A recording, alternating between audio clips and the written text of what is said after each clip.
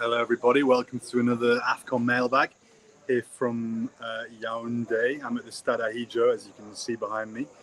And tonight I'm going to be answering some more of your questions as we head into the latter stages of the Africa Cup of Nations. Tonight is the final night of the tournament without a game, because obviously CAF have moved the third place playoff to Saturday between Cameroon, the hosts, and Burkina Faso, before on Sunday we get treated to the final between Senegal and Egypt. As usual in these AfCon mailbags, I'm going to be answering some of the questions that you guys have sent in over the last few days, over the last few weeks.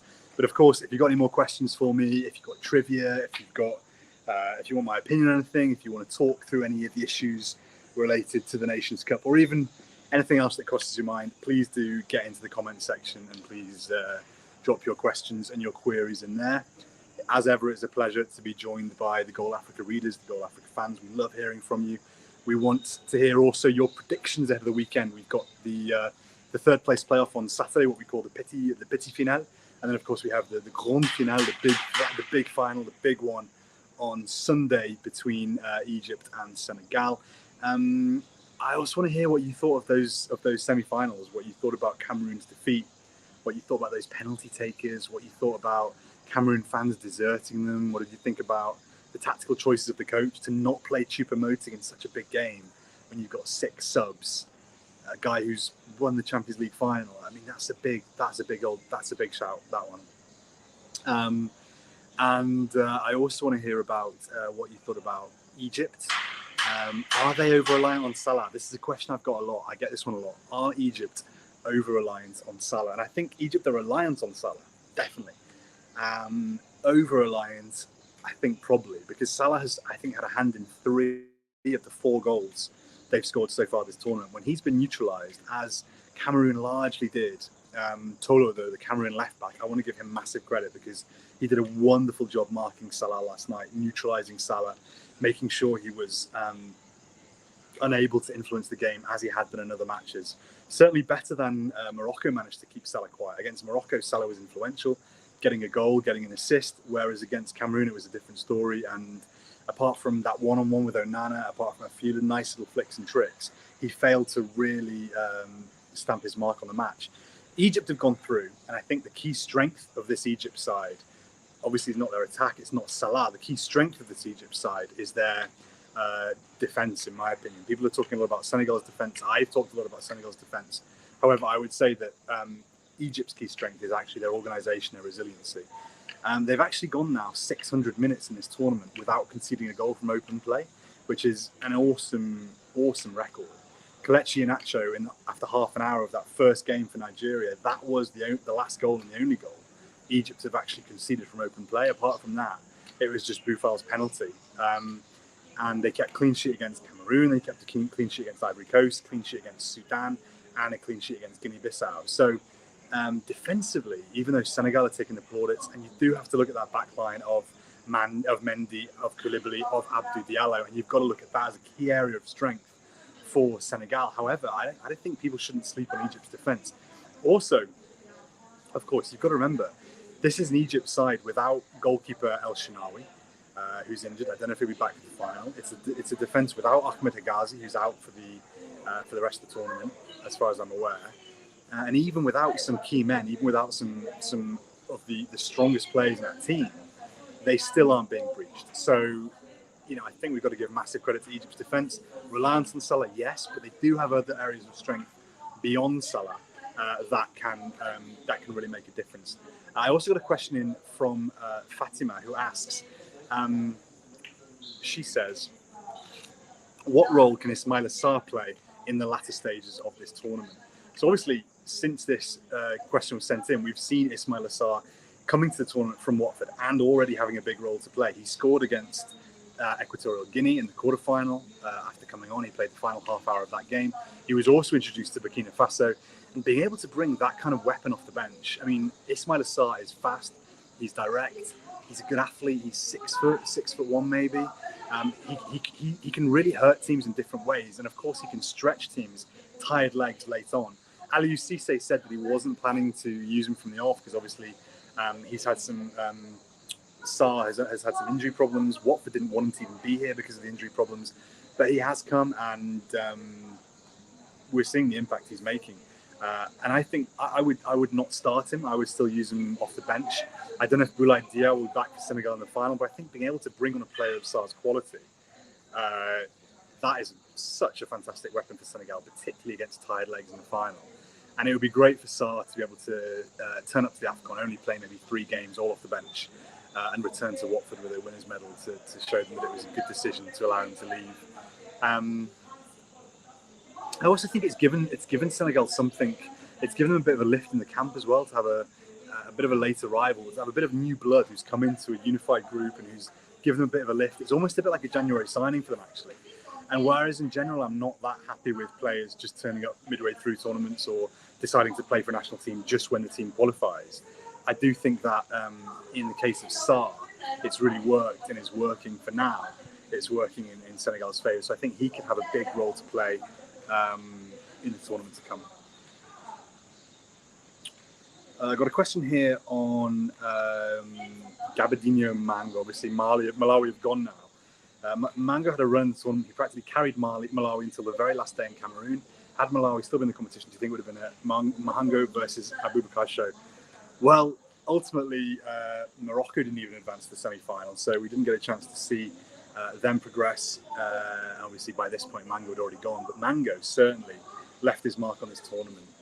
2 massive interventions. One was that double against Zimbabwe, got Malawi the victory, got them the 3 points, took Malawi through essentially to the knockout stages. So that contribution to win the Kosafa Derby, what a moment that was for Malawi fans who haven't seen their country at the Nations Cup for many years.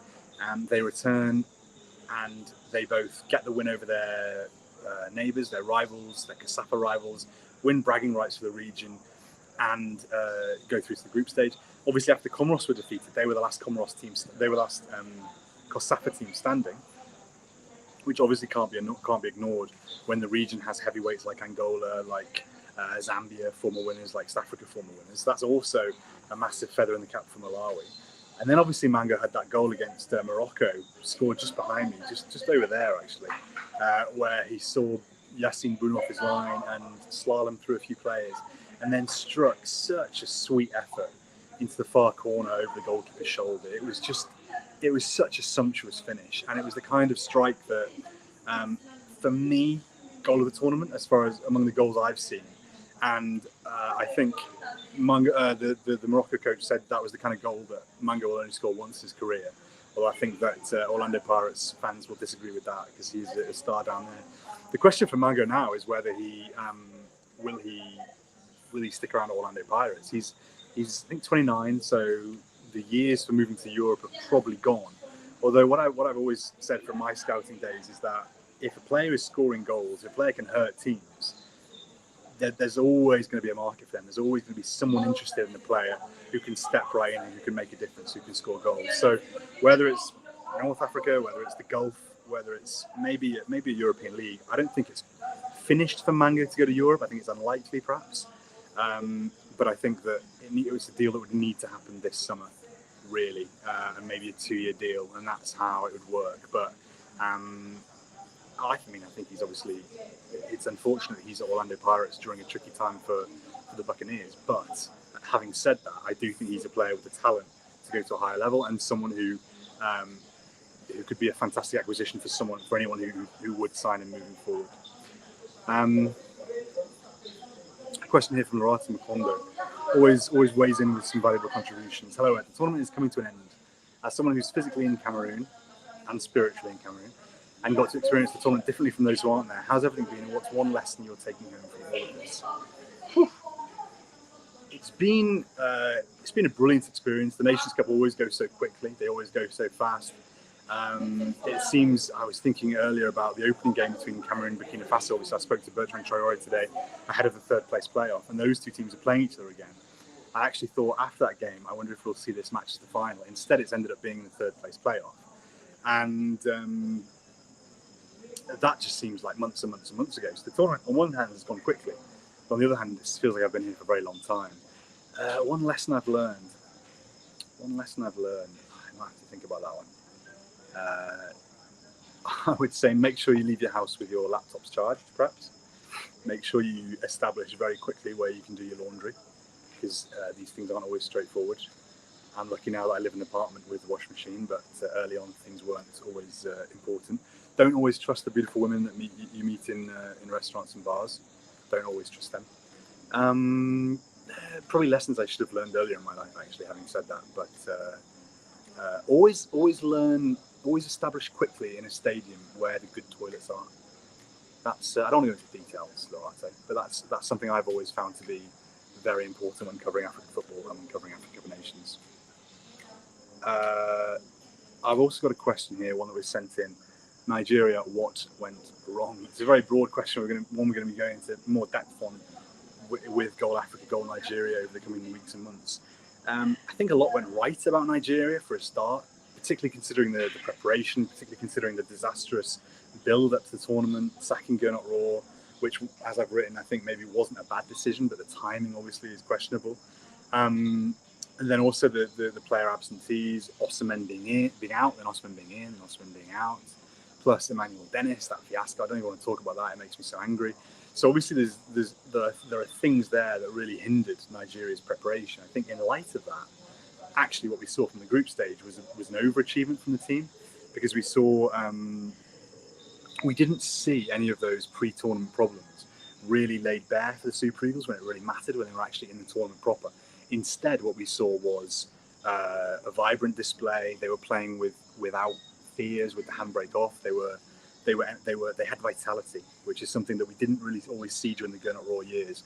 Or when we did see it, it was coupled with defensive vulnerability or a lack of kind of coherence in the midfield. Whereas this time, what we've seen is what we saw in the group stage, at least, was both a control over games.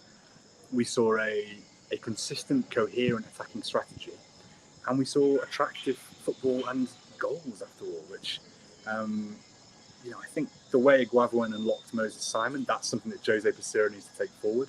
Still, as we kind of have reached the end of this tournament, Moses Simon is still the player who's averaged the most dribbles per match. So that's a remarkable stat for him, a player who had previously flattered to deceive for Nigeria.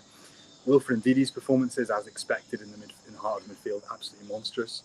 So that's a big accolade for him as well. It was good to see Iheanacho making up for 2019 with the finish, and I think there were some young players coming into the team, Onyeka, also the goalkeeper, who I think are reasons for optimism for the future. These are guys who should be around the national team for a long time to come.